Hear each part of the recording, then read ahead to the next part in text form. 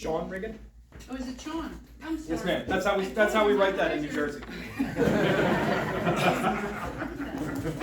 I didn't know his name either. Oh, we get to hear from Usually it Sean. goes right here, but I put on a clean shirt for you folks. You should appreciate that. And I forgot to write my name on it. Good evening. First of all, I was counseled to tell you all a little bit of my background so you understand who it is that you're talking to. My name is Sean Riggin. I'm an Army veteran. I retired as the police chief and fire director in Pleasantville, New Jersey. I hold a master's degree in disaster science and emergency management. I am the incident commander here for your operation. I've been an incident commander several other times in a lot of other places. I say all that so that I can collect tips later. I'll take a hat around. The reason I say all that is to say this is not our first or our 15th disaster. And what I would say to you, and I think that it helped me when somebody told me this, is it's supposed to be like this. It's crazy, it's overwhelming. There's a lot of sort of arguments over scarce resources, and it feels like it's not ever going to get any better. And some of the smartest people that I know, which are really smart folks, will tell you that the number one predictor of survivability after a disaster is not how well you know the police chief, it's not how well you know Team Rubicon, it's how well you know your neighbors. And the thing that we have been overwhelmed by here is the neighbors.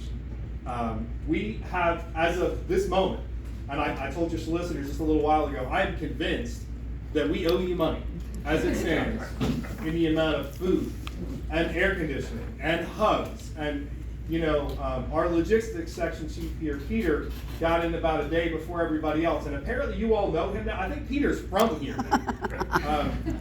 Peter's parents would tell you he grew up in Connecticut, but as of this moment, I feel like Peter lives here. That doesn't happen everywhere, right? But what it tells us is you folks are connected, and what we can do over the next couple of days is we can take a lot of trees off of some roofs, and we can take some. We can create some access sort of points for you. But the thing that we know kind of walking in the door, we get a sense of the community. And the community that can't get it together, the community that can't get the word out that we're out there to help, that has those issues, those communities continue to have challenges for a really long time. I don't think that's the case here, but I don't live here. And here's what I can tell you. I'm going to leave Sunday. George is going to be here. George is from the Pittsburgh area. George continues to have a presence. Team Rubicon continues to be here for you. The biggest thing that I want to tell you, and I gave you my name and the spell. I realize I spelled it the New Jersey way, but we literally don't have an invoice. Like, that's how I communicate this to people. Team Rubicon does not possess, in a Word format or anywhere else, does not have an invoice. We ask rich people like Home Depot and Ford Motor Company for a lot of money, and they give it to us because we do pretty cool work. And we come out and we spend it in communities like yours. So when we say that it's free, I mean literally it's free. You don't have to sign anything other than a waiver to let us come onto your property. And as Michelle said, our number one concern is I have to pull these people out of here on Sunday, which means if we don't hear from folks, it takes about 36 hours to kind of get through our cycle from when we first talk to somebody until there's one of the guys or girls standing there with a chainsaw. We don't hear from folks by like midday tomorrow, we're going to have a hard time getting to them. And I know that there are people out there that need help. I did a ton of news interviews today, although let me say this, I don't know if anybody here knows my friend Bob that lives right in the path of the tornado. And if you don't know Bob, if you watch any kind of local news anywhere in the Pittsburgh area, you will know Bob because he is the most famous person in all of Pittsburgh. Bob Price? I'm not saying his last name, I'm saying Bob. Bob is a character, and Bob has been on every TV show that we took a ton of media there because Bob has a story that's worth telling. And also because we got to see a lot of people in great t-shirts running chainsaws, and people like to look at that, especially the rich people that pay us to, run the trucks here and all that stuff. We believe in your community or we wouldn't be here. There are a lot of communities that ask for help and literally cannot get out the sort of administrative barriers that are in the way, that can't come up with a debris management plan, right? We can't come and move the brush out of your driveway if the township won't come and pick it up.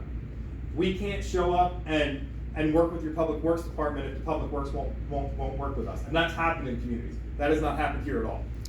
So I don't understand or get, I spent many years in rooms just like this, having to go to public, city council meetings, and I love y'all, but I don't have to do this for a living anymore.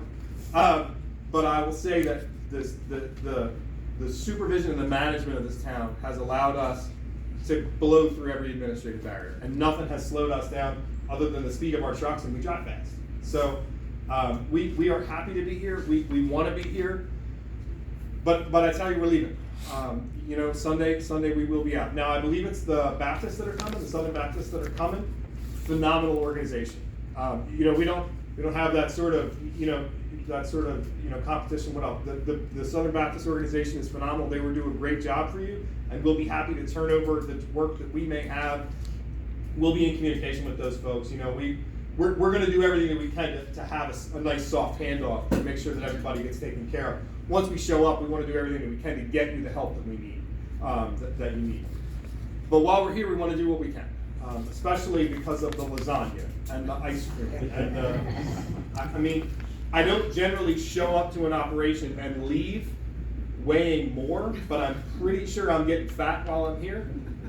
So give us some work to do. Go ahead and keep feeding us because the food is really good. How was tonight? I was in charge of the night. Was tonight okay? I'll be honest with you, they threw me out to come to this meeting, so I don't know yet. I'm going to go out on a limb, Michelle, and say it was probably pretty good. So thank you very much for your time. I won't belabor your meeting anymore. I have a few people that reached out to me that said that 211 said because it was leaning on their house or whatever that you guys couldn't do it. So there are things that are out of scope for us. Okay. Because all of our folks are volunteers, we can only train them to a certain standard, Yeah. and there are things that are out of scope for us.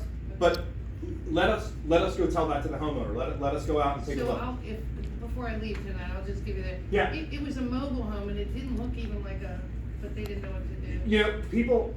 I think maybe communicating to 911 might have been Exactly. the issue. So one of the things I did as a side job is I owned a tree company, for a while, and I can tell you the things that I think that we're able to do that are within the scope of our training barriers are good to go, and we show up and our sawyers will say, hey, listen, Sean, that's not one that we can do for any number of reasons, but then there'll be ones that we go to, and I'm surprised that we can do it. So let us go and take a look, because I've been doing this a little while, and I'm still surprised sometimes by what the sawyers tell us they can and can't do. We want to go, we want to go make that determination. And we always start at yes, and try to find a way to get it done. And then if we can't, we can't, and we'll see what we can do to help that homeowner, continue moving forward. But let us go out there and take a look. We would hate for anybody to not call us. Great. Thank you, man. We appreciate your time. I don't even know how to thank you guys. You got to give us more work to do, or there's not enough to thank us for. We need stuff to do. You have stuff to do. Yes, ma'am. So, make sure you tell your neighbors or anyone in need, they're here for a limited time, if they want to help. George will be here just down the way after the meeting. I don't know, George, if you want to say anything before we go, but George is your local communication sort of link here, and he's not going anywhere. Yeah, sorry. I live in the area. I live in Forest Hills. Sean is the incident commander for this incident. Once this incident is over, we do have a metro team of about 5 or 6 people. So if you do have ongoing things, you can contact and we can see what we can do. Because even if it's a project or something like that, it's something we can look at. But we will have people that remain in the area. We do have about 300 gray shirts that are in this area that we can put the word out. If we do other stuff, we work with Habitat for Humanity, we do food distribution, we do a lot of local projects too. So One of the things I encountered too, there was someone up on Mineral Beach Hill that their garage mainly landed in my parking lot, but she had messaged me that I think she feels that she's okay. She doesn't want to take, you know what I mean? Like I'm okay. I have the money to do it. I don't want to take the fault. I'll caught the money. Maybe I'll get around to it. Or that someone needs more than I need. while we have the people here. She got 28 big trees in her yard, but she feels like somebody might need it more than her. While we're here and we have this operation going, have them call 211. Okay. But like I said, after this operation stands down on Sunday and Sean's going back to New Jersey with his funky spellings and everything, you can It reach totally it. was my fault. You don't have to keep taking it. You can reach out to our Metro team, and I'll give you the contact information, and I can send you out a little information to your board. It to was give her you an idea. family that had the total house lot. She Okay. lives next to the store, and she kinda expressed like she just didn't wanna let them help someone else, you know, like let them. That's what kind of Union Township people are, right? Right now, if we have the people, and we need work to do, yeah, we can at least go look and see if there's something we can do. Yeah. We You actually guys did look at it when they assessed whether or not there was a need, they Okay. went up to her property, and then I think she just feels weird about it. Yeah. That's what we're here for. I'll reach out to her Okay. again. She told me I could keep the piece of her garage as a souvenir.